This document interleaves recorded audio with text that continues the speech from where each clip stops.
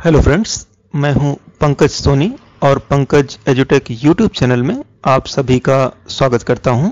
अगर आप हमारे चैनल में फर्स्ट टाइम विजिट कर रहे हैं तो प्लीज़ इस चैनल को सब्सक्राइब करिए, बेल बटन को हिट करिए जिससे कि आपको हमारे आने वाले वीडियोज का नोटिफिकेशन मिल सके। वीडियो को लाइक ज़रूर करें।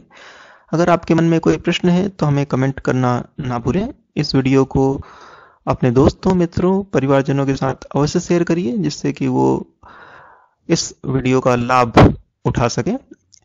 आज के इस वीडियो में हम अरविंदो फार्मा के बारे में डिस्कस करेंगे कि उसके स्टॉक प्राइस क्या चल रहे हैं और क्या अरविंदो फार्मा में खरीदारी करना सही होगा, कब इसमें प्रॉफिट बुक करें, कब इसको एग्जिट करें।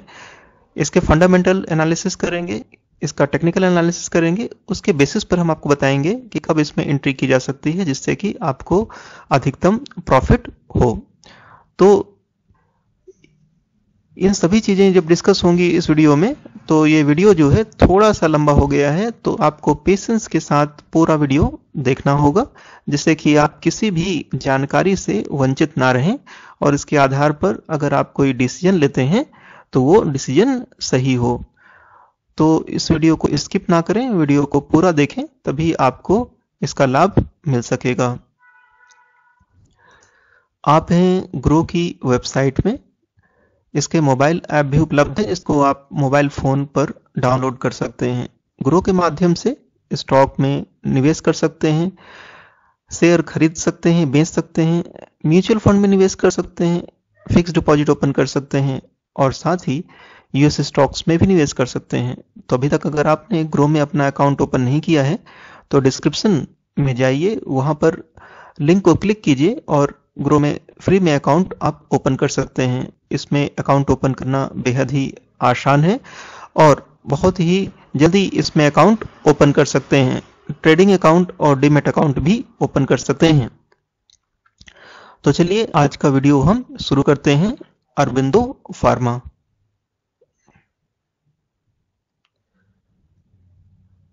आज है 9 जनवरी 2022, मार्केट क्लोज हो चुका है और अरविंदो फार्मा का लास्ट ट्रेडेड प्राइस था 710 रुपीज और इसमें लास्ट ट्रेडिंग सेशन में 1.11% की गिरावट दर्ज की गई है। 1 वीक की बात करें तो 1 वीक में इसने 3.81% का नेगेटिव रिटर्न दिया है। 1 मंथ में 0.17% की तेजी देखी जा रही है। 1 वीक में 25.28% डाउन है। 3 इयर्स में 5.21% डाउन है और 5 इयर्स में इसमें 1.53% डाउन है या नेगेटिव रिटर्न दिया है। तो आप देख रहे हैं कि लॉन्ग टर्म जैसे 5 इयर्स में भी इसने पॉजिटिव रिटर्न नहीं दिया है, जिससे इसके निवेशक परेशान हैं। उनके मन में प्रश्न आता है कि क्या इस स्टॉक से एग्जिट कर लेना चाहिए या कब इसमें एग्जिट करें। तो इस सभी बातों का समाधान इस वीडियो के माध्यम से मैं आपको देने की कोशिश करूंगा। तो चलते हैं इसके टेक्निकल चार्ट की तरफ। तो टेक्निकल चार्ट क्या कहता है, इसमें कब एंट्री और एग्जिट करनी चाहिए, ये सारी चीजें आपको क्लियर हो जाएंगी। तो जैसा आप देख पा रहे हैं ये कैंडलस्टिक चार्ट है और ये जो है 50 MA की लाइन है। 50 MA मतलब 50 डे मूविंग एवरेज की ये लाइन है और ये 200 MA की लाइन है। ठीक है, तो ये स्टॉक जो है 200 MA से नीचे ट्रेड कर रहा है। 200 MA का सपोर्ट जो है 828.51 का है, जो कि ये काफी दिनों से ब्रेक कर चुका है और उसके नीचे ट्रेड कर रहा है। मतलब इसमें इस स्टॉक में लॉन्ग टर्म के लिए पोजीशन नहीं बनाई जा सकती क्योंकि इसने 200 MA का जो सपोर्ट है वो ब्रेक कर दिया है। अब देखिए जैसे ये 50 MA का सपोर्ट है, इसने पिछले कई महीनों में ये 50 MA का सपोर्ट भी ब्रेक कर चुका है।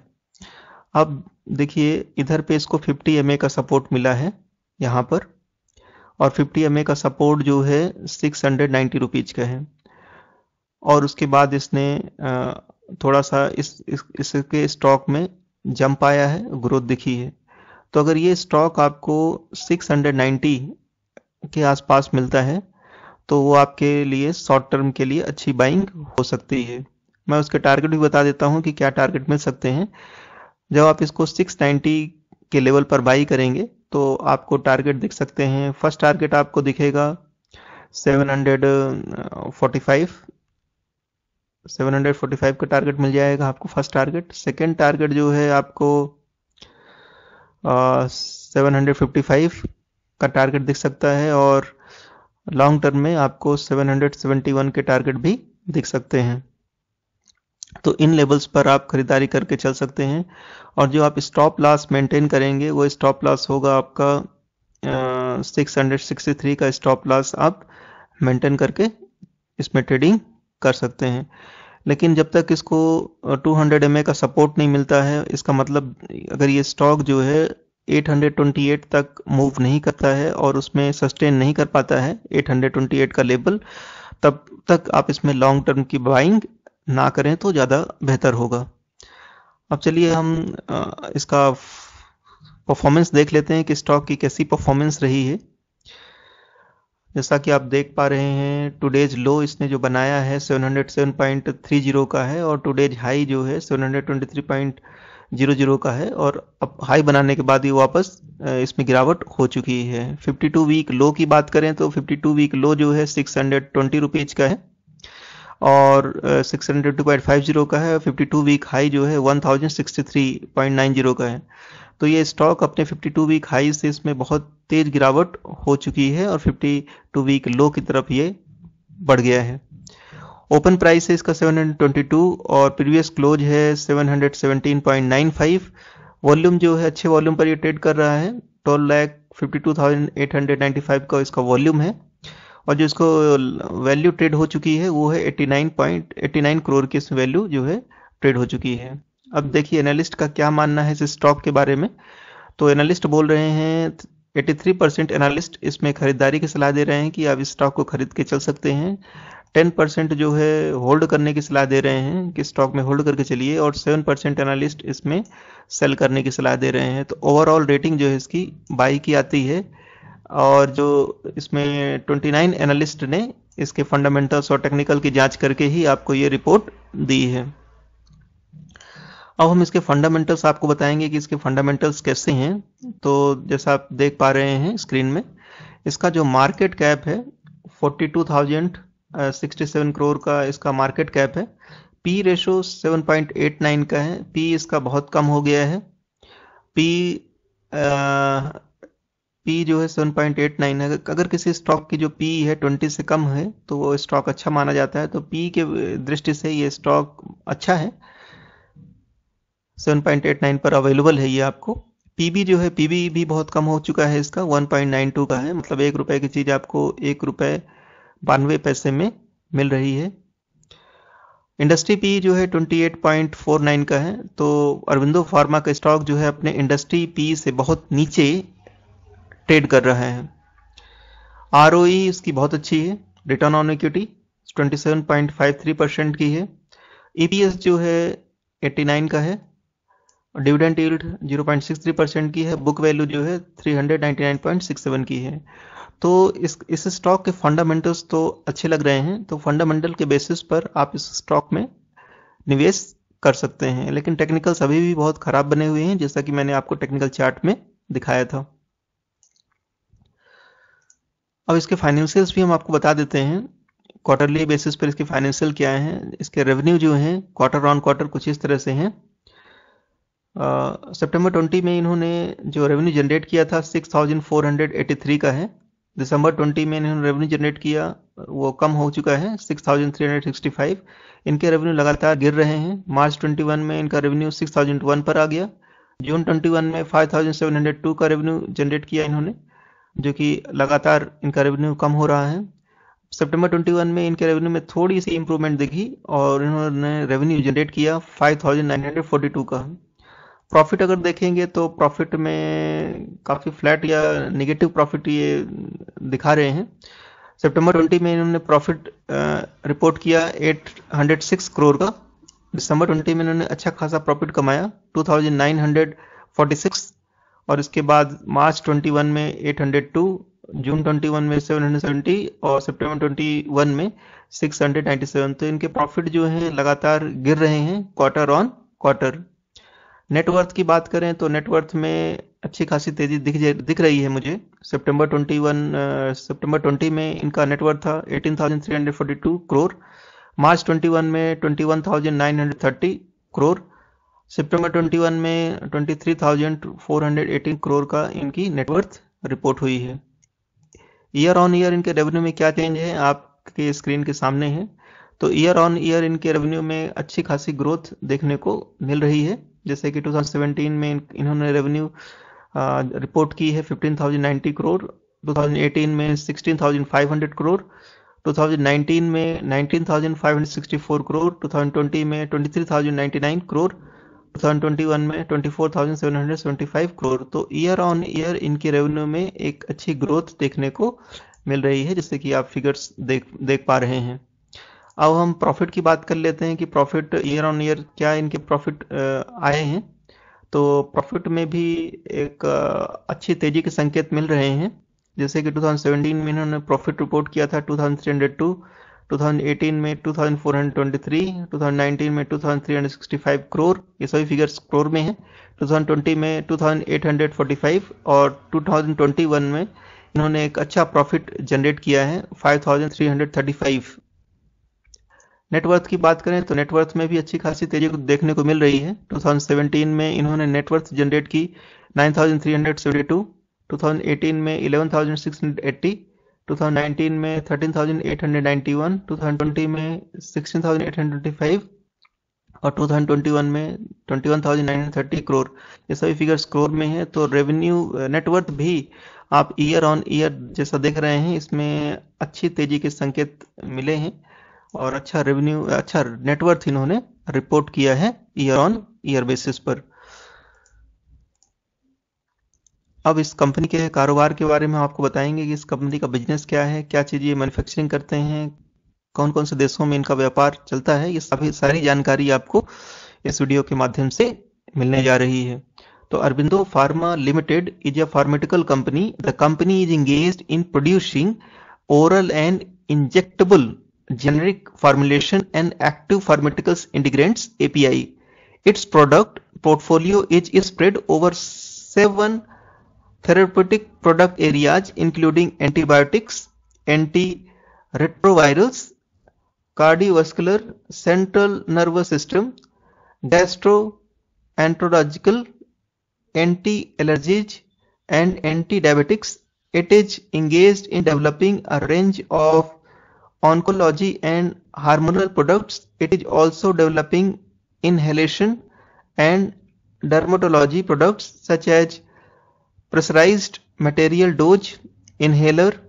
It markets its products through chain stores in the United States. It has developed over 3 injectable venom products. The company, through its subsidiary, manufactures and sells nutritional supplements. It has over 10 manufacturing units and approximately 2 research and development centers.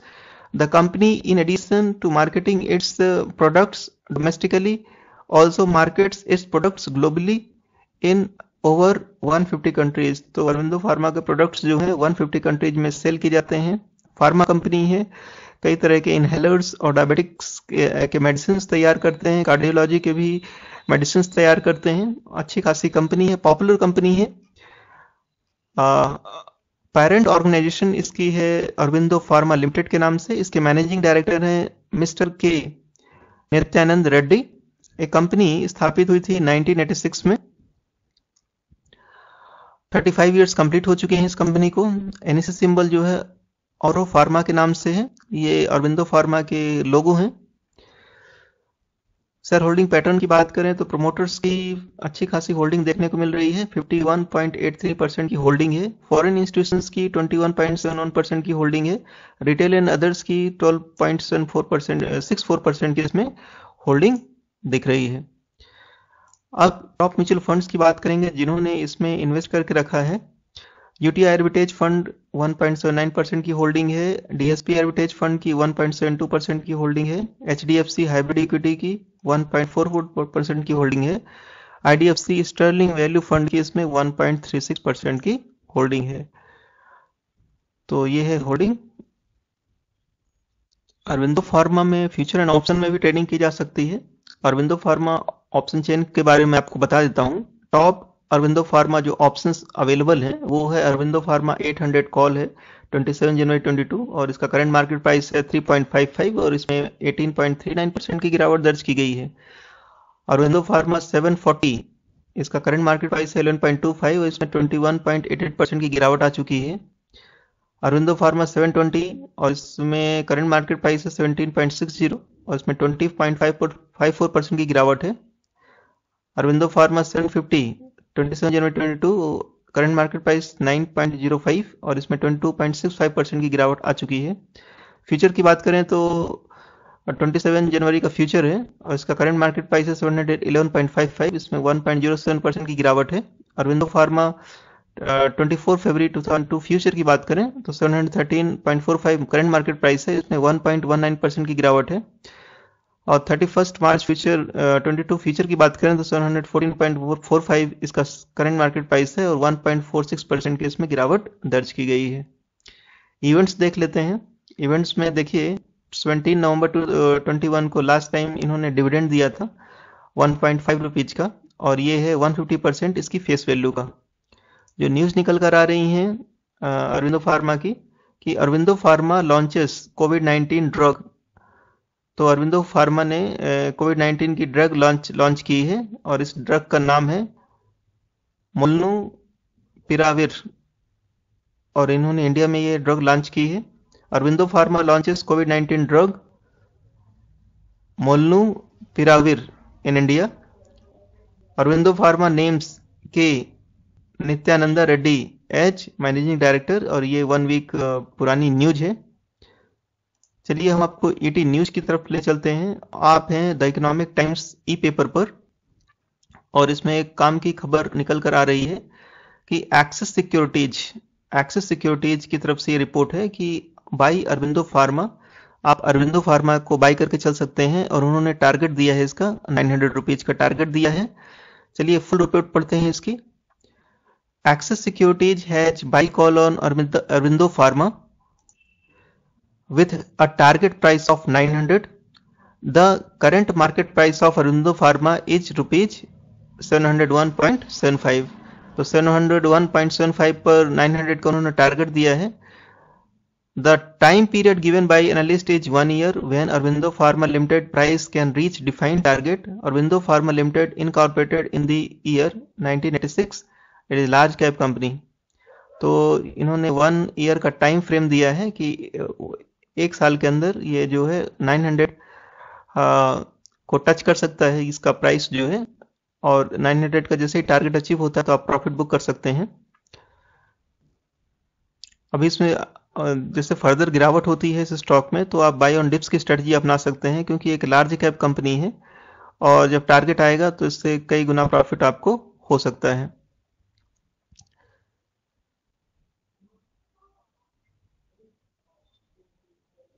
Aurobindo Pharma Limited key products revenue segments include pharmaceuticals export, incentive, scrap and sale of service for the year ending 31st March 2021. अब ये Aurobindo pharma को pharma sector का अच्छा stock माना जाता है। गुरुवार 23 दिसंबर 2021 को खबर लिखे जाने के समय लगभग 3:18 बजे तक यह स्टॉक लगभग 725 के आसपास ट्रेड कर रहा है। HDFC सिक्योरिटीज ने अगले 3 महीनों में इस स्टॉक के लिए 828 का टारगेट दिया है। यह भी एक लार्ज कैप शेयर है। तो HDFC सिक्योरिटी ने 3 महीने में 828 का टारगेट दिया है और जैसा कि मैंने बताया कि एक्सिस सिक्योरिटीज ने 1 साल के अंदर इसमें 900 का टारगेट दिया है। तो अगर आप लॉन्ग टर्म के लिए होल्ड करेंगे तो आप 900 टारगेट के लिए वेट कर सकते हैं। अगर आप इसमें शॉर्ट टर्म की ट्रेडिंग करना चाहते हैं तो शॉर्ट टर्म में आपको 828 के टारगेट इसमें दिख सकते हैं। तो अभी भी अगर आपने इस चैनल को सब्सक्राइब नहीं किया है तो इस चैनल को सब्सक्राइब कर लें, बेल बटन को हिट करें, वीडियो को लाइक करें, अपनी क्यूरीज को हमें कमेंट के माध्यम से पहुंचाएं और इस वीडियो को ज़्यादा से ज़्यादा शेयर करें, जिससे कि अरबिंदो फार्मा के बारे में लोग जान सकें और इसके रिसर्च रिपोर्ट का लाभ उठा सकें। Thank you for watching my video. I will meet you in my next video.